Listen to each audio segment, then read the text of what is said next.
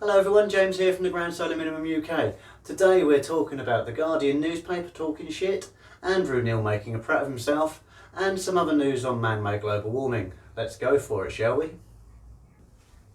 From the Guardian, energy bills will have to rise sharply to prevent climate change. So says the IMF, International Monetary Fund, are telling us about climate policy. I suppose it's better than a 16-year-old child that won't go to school, but still the same bullshit.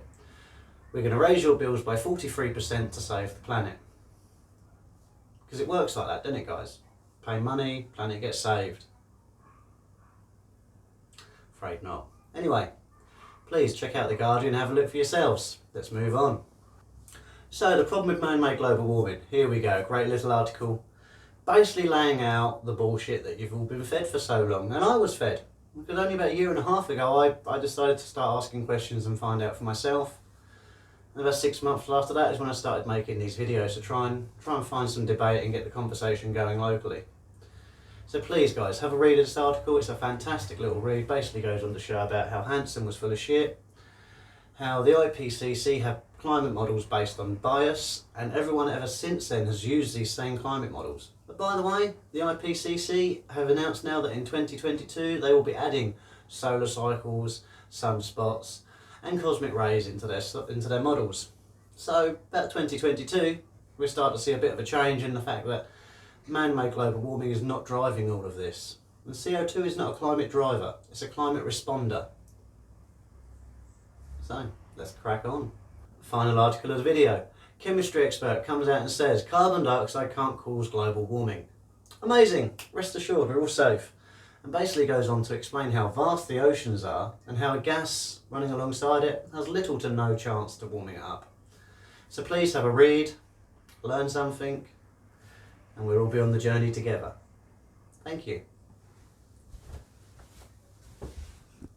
Extinction Rebellion. Fantastic. This is what happens, guys, when you spend a lifetime educating children that we're killing the planet. They grow up into adults that are terrified that we're killing the planet. And then they become an inconvenience for you when they start to actually try to interfere with you killing the planet. Funny thing is, you're not killing the planet. We're not killing the planet. But now it's got ridiculous that the media now need to feel like they've got to push their thumb down on these guys and publicly out them just to get the status quo returned, because basically everyone's becoming a bit too annoyed about global warming, and actually you're not going to do anything about it as a government because you know it's not true. So you're like, well, what the fuck are we going to do here? We've wound up all these people, we've got them all protesting, but we're not actually going to do anything because it's a waste of money. We know this, you know this. Shame Extinction Rebellion don't know this. Anyway, what we're going to look at in a minute is a lovely little interview. Andrew Neil really sort of giving it to them like, what the hell are you doing, guys? Why are you doing this? There's no need. The IPCC don't think it's this bad. But then he comes on to a ridiculous fact. I'm going to show you. It's ridiculous. And then we might even talk about why it's ridiculous. In fact, we are going to talk about why it's ridiculous because it's ridiculous. It's been said on the BBC during a primetime interview and spouted out like facts. And it's wrong. So let's have a look. Well, we know what would on all industries, agriculture, energy, everything. We know what would happen to be an expert in these areas. If we stopped all flying. It would reduce global temperatures using the mainstream climate models by 0.03 degrees. 0.03 degrees. And you would stop all flying for that. That's right, guys. We cut all the airplanes out of the sky. Earth's temperature will get 0.03 cooler. It's that simple. That's how much they've simplified the most complex equations known to Earth. It's not that simple at all, okay? Let's just break down what he's saying. That if we stop flying aeroplanes, the temperatures of the planet will get cooler because of CO2. Right, CO2 is at 0.004% of the atmosphere. That's what 442 parts per million is actually what it is, 0.04%. Now of this 0.04% that is in the atmosphere, we have contributed 2% of that 0.04%. And of that 2%, 15% is airplane travel. So basically what he was saying is 15% of 2% of 0.004% is enough to change the planet by 0.003 centigrade. It's ridiculous.